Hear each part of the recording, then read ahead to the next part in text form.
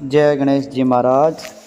बोलो गणेश जी भगवान की, बोलो नारायण भगवान की। राम राम राम राम राम राम।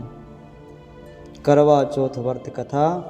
एक साहूकार था, उसके 7 बेटे थे और सातों भाई बहन के साथ ही खाना खाते थे। एक दिन कार्तिक लगते ही करवा चौथ का व्रत आया। तब सारे भाई बहन बोले कि बहन आओ खाना खाएं, क्योंकि सातों बहन भाइयों की आदत थी कि एक साथ खाना खाना। और आओ बहन खाना खाएं। तब बहन बोले कि भाई आज करवा चौथ का व्रत है, चांद उगने के बाद ही खाना खाऊंगी। तो भाइयों ने सोचा कि बहन भूखी रह जाएगी।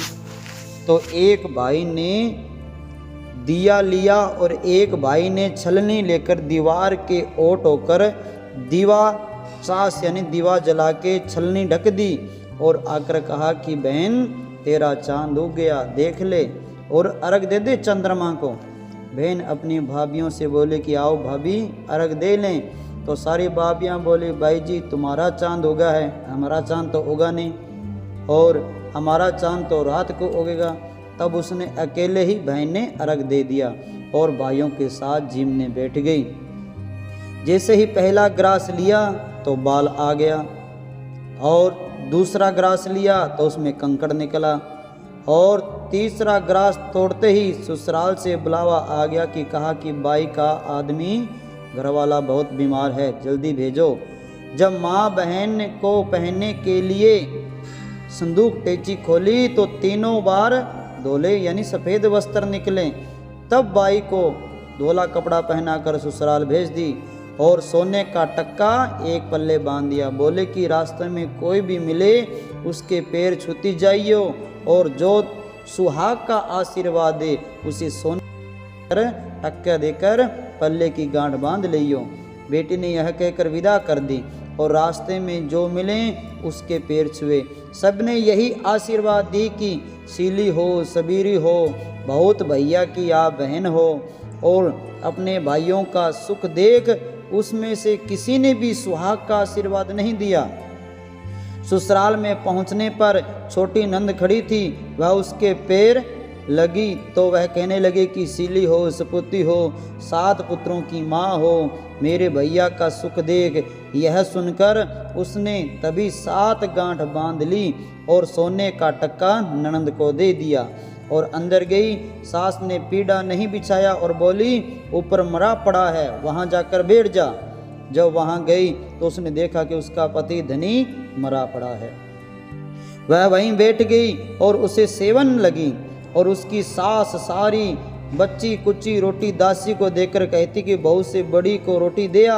और ऐसे होते ही मंगसिर की चौथ आई।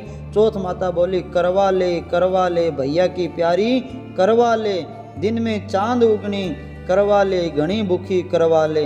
तब वह चौथ माता को देखकर बोली कि माता तुम्ही ने उजाड़ी है और तुम्ही ही सुधारोगी, मुझे सुहाग देना पड़ेगा। चौथ माता ने कहा कि पौ की चौथ आएगी पौष मास की, जो मेरे से बड़ी है वो तुझे सुहाग देगी। और इसी तरह पौ की चौथ माता आकर चली गई। माघ की फाल्गुन की चौथ आकर चली गई। चैत की, विशाख की, ज्येष्ठ मास की, आषाढ़ की, श्रावण की, भादों की सारी चौथ यही जवाब देती गई। और अगली चौथ आएगी उससे कहिए वह तुझे सुहाग देगी। पीछे आसोस की चौथ आई। उस चौथ ने कहा कि तेरे पर कार्तिक की चौथ नाराज है, उसने तेरा सुहाग लिया है और वही तुझे सुहाग देगा, उसका पैर पकड़कर बैठ जाइयो। यह कहकर वह चली गई।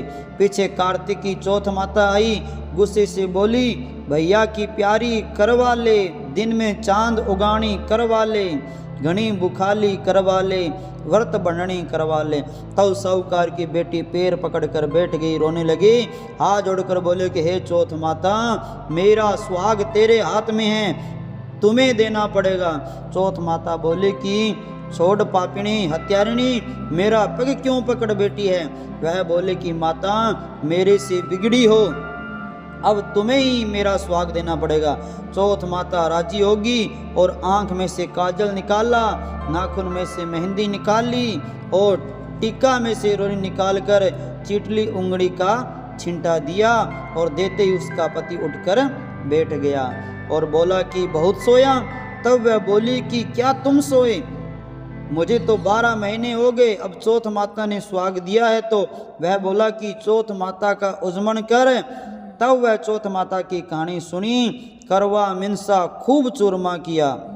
दोनों पति पत्नी जिम कर चौपड़ पासा खेलने लगे। नीचे से उनकी सास ने रोटी भेजी तो दासी ने आकर कहा कि वह दोनों तो चौपड़ पासा खेल रहे हैं। सास देखकर खुश हो गई, बोली क्या बात हुई? वह बोला कि मेरे तो चौथ माता आई है। वह कहकर सास के पैर लाग ली और सारी नगरी में ढिंढोरा पिटवा दिया। पुरुष की लगवाई, बेटे की माँ, सब कोई चौथ व्रत करो, 13 चौथ करो, नहीं तो 4 करो, नहीं तो 2 करो, चौथ तो सब कोई करो। हे चौथ माता, जिस साहूकार की बेटी को सुहाग दियो वैसा सबको दियो, हमें भी दियो। कहता सुनता हुंकारा भरत, अपने सारा परिवार को सुहाग दियो। बोलो चौथ माता की जय हो। बोलो गणेश जी महाराज की जय हो। गणेश जी की कथा। एक बुढ़िया माई थी, मिट्टी के गणेश की पूजा करती थी और रोज मनावे रोज गल जावे। मिट्टी का गणेश जी था, बेचारी पूजा करती तो नहाती स्नान कराती वो गल जाए। एक सेठ का मकान बन रहा था, वो बोली पत्थर का गणेश बना दो। मिस्त्री बोले जितने में हम तेरा पत्थर का गणेश गढ़ेंगे उतने में अपनी दीवार हम छीन लेंगे। तो बुढ़िया बोली राम करे तुम्हारी दीवार टेढ़ी हो जाए। तब उनकी दीवार टेढ़ी हो गई और वो मिस्त्री बेचारे चीने दीवार ढा जावे, चीने ढहा जावे, टेढ़ी हो जावे। इस तरह करते करते शाम हो गई। शाम को सेठ आया, उसने देखा अरे इसी पे सुबह लगे थे, इसी पे शाम को आज कुछ काम नहीं किया मिस्त्री ने। उसने कहा कि आज कुछ भी नहीं किया। वो कहने लगे, मिस्त्री कहने लगे कि क्या बताएं सेठ है, एक बुढ़िया माई थी, वो कह रही थी मेरा पत्थर का गणेश गढ़ दो। तो तुमने क्या कहा? बोले हमने नहीं गढ़ा और हमने कहा कि हम दीवार बनाएंगे। तो उसने कहा कि तुम्हारी दीवार टेढ़ी हो जाए। अब सेठ ने बुढ़िया माई बुलाई। सेठ ने कहा कि हम तेरे पत्थर का नहीं सोने का गणेश गढ़ा देंगे, लेकिन हमारी दीवार मैया सीधी कर दो। सेठ ने बुढ़िया को सोने का गणेश गढ़ा दिया। अब सेठ की दीवार सीधी हो गई। जैसी सेठ की दीवार सीधी की वैसी हम सब की दीवार सीधी करना। कहते सुनते हुंकारा भरते की दीवार सीधी करना। बोलो गणेश जी भगवान की जय हो। आज का चंद्रोदय समय यानी चंद्रमा उगने का समय है, जो कि 8:30 से लेकर 9 बजे के बीच बीच में चंद्रमा उदय समय दे रखा है।